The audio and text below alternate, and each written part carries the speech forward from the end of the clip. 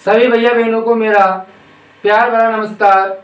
मैं दीनदयाल शर्मा आज आपके मध्य एक नए बिंदु के साथ पुनः उपस्थित हूँ। बच्चों, आज हम संस्कृत व्याकरण के अंतर्गत व्यंजन संधि का अध्ययन करने वाले हैं। व्यंजन संधि को हल संधि भी कहते हैं। कौन सी संधि कहते हैं बच्चों? हल संधि। इससे पूर्व हमने स्वर संधि का अध्ययन किया था, उसे हम क्या कहते हैं? अच संधि। तो बच्चों, हल संधि के अंतर्गत आज हमारी संधि है सुचुत्व संधि। कौन सी संधि बच्चों? सुचुत्व संधि। आज हम सुचुत्व संधि का संधि विधायक सूत्र, परिभाषा, नियम, उदाहरण एवं किस प्रकार हम संधि को पहचान सकते हैं, इन सब की आज जानकारी लेने वाले हैं। तो बच्चों, संधि विधायक सूत्र है स्तो सचुना सचु। स्तो का तात्पर्य है से का से। अब ये से कौन सा है बच्चों? दंतीय से। कौन सा से है? ये दंतीय से है। तो का तात्पर्य है तय वर्ग।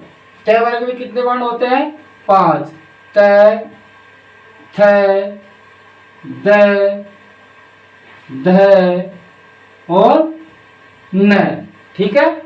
इसी प्रकार देखिए सचु, स और चु मानी चय वर्ग। ठीक है। कौन सा? चय वर्ग। अब ये स कौन सा है बच्चों? तालव्य स है। कौन सा स है ये? तालव्य स है। ठीक है। अब इसका चय वर्ग क्या हो जाता है? चय वर्ग। चय वर्ग में भी 5 वर्ण हैं। कितने वर्ण हैं? 5 वर्ण हैं। च, छ, ज, झ और य। ठीक है। अब ध्यान दीजिए, आपके ये सभी व्यंजन हैं। इन सब को क्या कर देते हैं अपन? व्यंजन ही कर लेते हैं। ठीक है। अब इसका तात्पर्य क्या है, हमें किस प्रकार करना है? तो पीछे दे रखा है सुचु। मतलब कहने का तात्पर्य कि जो स्तो है उसे ही सुचु करना है। कहने का मतलब स, दंतीय स और तय वर्ग को, दंतीय स और तय वर्ग को तालव्य स और चय वर्ग में बदलना है, चाहे वो पूर्व पद में हो या उत्तर पद में हो। तो देखिए, ध्यान दीजिए कि स व तय वर्ग को इसमें स व चय वर्ग में परिवर्तन करते हैं। ठीक है। स और तय वर्ग को स और चय वर्ग में परिवर्तन करना है। समझ में आ गया? चाहे वो पूर्व पद में हो चाहे उत्तर पद में हो, कहीं भी हो सकता है। तो हमें केवल स और तय वर्ग को स चय वर्ग में ही बदलना है। अब बदलना कैसा है? कर्म से। कैसे बदलना है बच्चों? कर्म से परिवर्तन करना है। ठीक है।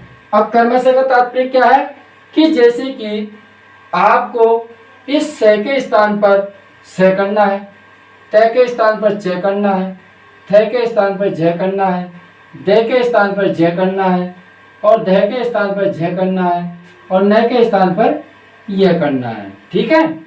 जैसे कि आपके 5 वर्ग हैं। ठीक है। ये तो आपके दंतीय से और तालव्य से है ही है। अब हमें जैसे पहला, दूसरा, तीसरा, चौथा, 5वां कर्म है, तो हम पहले कर्म के स्थान पर पहला ही कर्म करेंगे, दूसरे के स्थान पर दूसरा, तीसरे के स्थान पर तीसरा, चौथे के स्थान पर चौथा और 5वें के स्थान पर 5वां। ठीक है। समझ में आ गया? ये तो हमारा नियम हुआ। अब हम देखते हैं उदाहरणों के माध्यम से कि इसको किस प्रकार हम कर सकते हैं। जैसे कि दोष प्लस चरित्र। ठीक है, इसके साथ में पहचान भी आ जाएगी।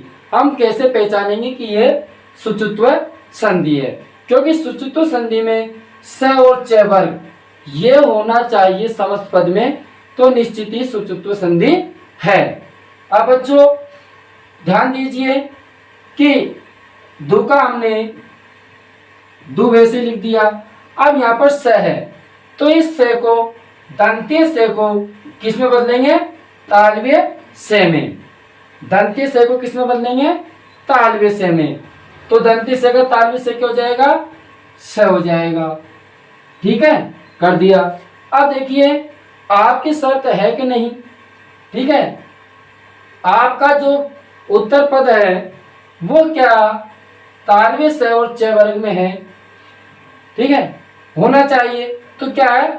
च है, तो इसमें अपने स और च वर्ग में है, तो हमारी संधि बिल्कुल हम पहचान सकते हैं कि यह हमारी सुचुत्व संधि है। तो हम लिख देंगे चरित्र। ठीक है, लिख दिया दोस्त चरित्र। अब बच्चों बात करते हैं पहचान की। ठीक है, किसकी बात करते हैं हम? पहचान की। कैसे पहचानी? बात पहचान की करते हैं, संधि को कैसे पहचानेंगे? तो ये आपको ध्यान देना है कि आप ध्यान रखिए कि जहां आपकी सुचुत्व संधि है तो आपको उस समस्त पद में स और च वर्ग ही देखना है। ठीक है, तो आप यहाँ देखिए दोनों पद, एक पद नहीं दो वर्ण देखेंगे अपन। ठीक है, तो यह स है और स के बाद में च वर्ग है। ठीक है, तो स और च हो गया, तो आपकी संधि कौन सी हो गई है? सुचुत्व संधि हो गई। ठीक है, तो हम इस प्रकार दो वर्ण देखेंगे सुचुत्व संधि के, अगर मिल जाते हैं तो समस्त पद में, तो हमारी संधि सुचुत्व संधि है। हम आसानी से पहचान सकते हैं और संधि का नाम लिख सकते हैं। जैसे कि हम अगला उदाहरण देखते हैं, निस प्लस संक। निस प्लस संक। ठीक है, अब देखिए बच्चों निस प्लस संक में स है, दंत्य स है कि नहीं? दंत्य स। अब दंत्य स को हम तालव्य स में परिवर्तन करेंगे, तो नी का नी लिखा। ठीक है, अब दंत्य स का तालव्य स क्या हो जाएगा? स हो जाएगा। ठीक है, बाद में हमारा श है, तो यह तालव्य स के अंदर है, तो निश्चित हम पहचान जाएंगे कि ये संधि हमारे सुचुत्व संधि है। अब हम पीछे का पद वैसे के वैसे ही लिखते हैं। और देखो बच्चों बात करते हैं पहचान की। इसकी पहचान की, तो पहचानने में क्या तालव्य स और च वर्ग में से वर्ण है क्या? तो देखिए निश्चित रूप से हम पहचान जाएंगे कि स और स ये दोनों किसमें है? स और च वर्ग में, तो दोनों से भी हो सकते हैं। ठीक है, हमको दो वर्ण देखने हैं, तो दोनों वर्ण हम पहचान कर कह सकते हैं कि ये संधि हमारी सुचुत्व संधि है। तो ऐसे हम पहचान सकते हैं, दो वर्ण भी साथ साथ हो सकते हैं, इसलिए मैंने ये उदाहरण लिया है। समझ में आ रही है आपके? तो इस प्रकार हम संधि को पहचान आसानी से सकते हैं। जैसे कि अगला उदाहरण है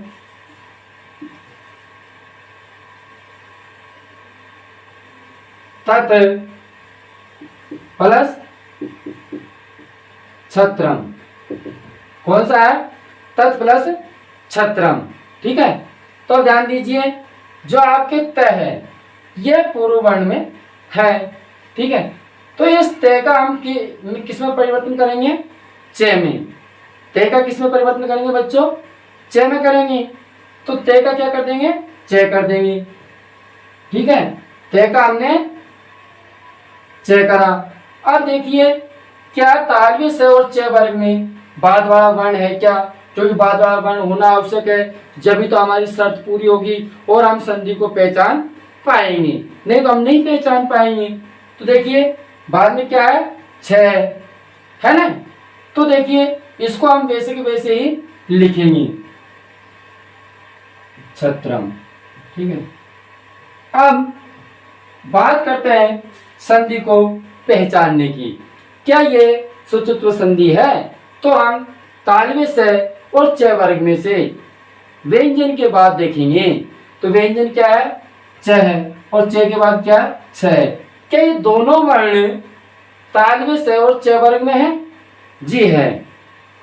आपके च है, ठीक है, और छ भी है, इसलिए हमारी ये संधि सुचत्व संधि होगी। होगी कि नहीं होगी? होगी ना बच्चों। तो इस प्रकार हम आसानी से संधि को कर सकते हैं, जैसे कि विपद प्लस जालम। क्या बच्चों?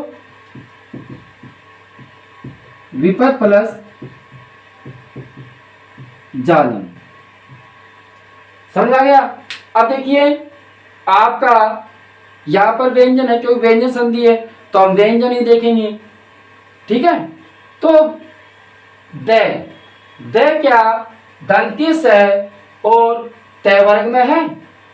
द दंती स और त वर्ग में है तो हम संधि विच्छेद में उसका ही तीसरा वर्ण करेंगे। किसका?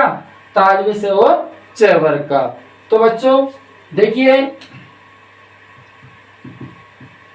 विप, अब द के स्थान पर हम तीसरा वर्ण करेंगे, तो द का तीसरा वर्ण क्या हो जाएगा? ज हो जाएगा। क्या होगा? ज। तो देखिए हमने इसको तीसरा वर्ण कर दिया ज, ठीक है। करा कि नहीं करा? च छ ज तीसरा वर्ण हो गया। अब पीछे वाला जो वर्ण है वो हम वैसे के वैसे ही लिखेंगे। तो क्या शब्द है? जालम। और देखिए जैसे मैंने आपको अभी बताया था, इसमें दो से हो सकते हैं, तो क्यों नहीं दो जे भी हो सकते हैं, ठीक है। लेकिन दोनों वर्ण आपके तालव्य स और च वर्ग के ही होने चाहिए, तो हम पहचान जाएंगे कि हमारी सुचत्व संधि है। ये बच्चों संधि को पहचानना ही सबसे महत्वपूर्ण है, क्योंकि हम नहीं पहचान पाते संधि विच्छेद तो कर देते हैं, लेकिन पहचान नहीं पाते कि इसमें कौन सी संधि है। तो संधि की पहचान हमें होनी चाहिए। हमको केवल शब्द देखते ही पहचान में होना चाहिए कि इसमें यह संधि है, ऐसा हमें ज्ञात होना चाहिए। तो बच्चों देखिए ज व्यंजन है। अब ज के बाद में अगला वर्ण देखते हैं, तो क्या तालव्य स और च वर्ग का ही है, तो अगला वर्ण क्या है? फिर ज है, ठीक है। तो निश्चित ही आपकी ये वर्ण मिल गए, तो आपकी संधि कौन सी हो गई है? सुचत्व संधि हो गई है। हुई कि नहीं? हुई कि नहीं बच्चों? हो गई ना। तो इस प्रकार हमें संधि करनी है। चलो कुछ उदाहरण और देखते हैं, जैसे कि सत प्लस चित। आप भी साथ में करते रहिए। अब सत प्लस चित, ठीक है। तो बच्चों कीजिए आप। सत प्लस चित को हम किस प्रकार बदल सकते हैं, एक बार आप प्रयास करके कमेंट बॉक्स में इसका जो उत्तर है वो आप लिखकर भेजें, ठीक है। सत प्लस चित का कीजिए। बहुत आसान संधि है, अगर आप समझना चाहेंगे तो बहुत ही सिंपल है और पहचान भी बहुत अच्छी है। केवल हमको ध्यान में रखना है कि जैसी संधि का नाम है वैसा ही हमको वर्ण देखना है। अगर हमें संधि का नाम है उसके अनुसार हमने वर्ण देख लिया, तो निश्चित रूप से हम संधि को पहचान जाएंगे। अब देखिए, अब हम करते हैं इसका संधि समस्त पद। अब बच्चों स का स लिखा, अब तय को तो हम अभी नहीं लिखेंगे, ठीक है, क्योंकि इस तय का हम तीसरा वर्ण दूसरा इसका पहला तय हमारा पहला वर्ण है, तो इसको हम पहले वर्ण में ही परिवर्तित करेंगे। तो तय का क्या हो जाएगा? च हो जाएगा। क्या होगा बच्चों? च हो जाएगा, ठीक है। तो तय का हमने च कर दिया, हुआ कि नहीं। अब बाद में हमारा शब्द है चित, ठीक है। कौन सा है? चित। तो हम उसको वैसे के वैसे ही लिख देंगे। अब बात करते हैं पहचान की। तो देखिए आपके तालव्य स और च वर्ग में दोनों वर्ण एक साथ हैं, व्यंजन च और चे के बाद में भी चे, तो निश्चित रूप से आपकी ये सुचतु संधि होगी। ठीक है, तो इस प्रकार हमें देखना है। जैसे कि सद प्लस जन, यह आपकी जसुतु संधि में भी आएगी और इसमें भी है, तो एक बार इसका भी आप उदाहरण समझ लें। ठीक है, तो जिस संधि में है तो हम उसको कर सकते हैं। सद प्लस जन, देखिए यहां पर आपके क्या है, द है। ठीक है, द आपके किसमें है, दंतीय है, स और त वर्ग में, दंतीय स और त वर्ग में। तो हम इसका द का जो वर्ण है वो ही वर्ण करेंगे, द तीसरा वर्ण है, तो हम च वर्ग का भी तीसरा वर्ण करने वाले हैं। जैसे हमने लिख दिया स, अब द का तीसरा वर्ण क्या हो जाएगा, ज। ठीक है, बाकी जो शब्द है उसको हम वैसे के वैसे ही लिखेंगे, तो हमारा शब्द बन गया सज्जन। तो बच्चों आपके सुचतु संधि समझ में आ गई होगी, मुझे पूरा विश्वास है। आप केवल आपको करना क्या है कि स और त वर्ग को स और च वर्ग में ही परिवर्तन करना है। कर्मश का तात्पर्य है कि पहले वर्ण का पहला वर्ण, दूसरे का दूसरा, तीसरे का तीसरा, इस प्रकार ही कर्म होना चाहिए। जैसे कि दंत्य से का तालव्य से, तो इस प्रकार हम परिवर्तन कर लेंगे तो निश्चित रूप से हमारी संधि सही होगी। और संधि को पहचानने के लिए हम समस्त पद में सुचुत्व, तालव्य से और च वर्ग के व्यंजन देखेंगे, तो अगर मिल जाते हैं तो निश्चित ही हमारी संधि सुचुत्व संधि है। ठीक है बच्चों, तो इसके साथ ही आज का हमारा जो सुचुत्व संधि का बिंदु है यही पूर्ण होता है। अब हम अगले बिंदु के साथ आपसे पुनः फिर मिलेंगे। तब तक के लिए सभी भैया बहनों को बहुत बहुत धन्यवाद।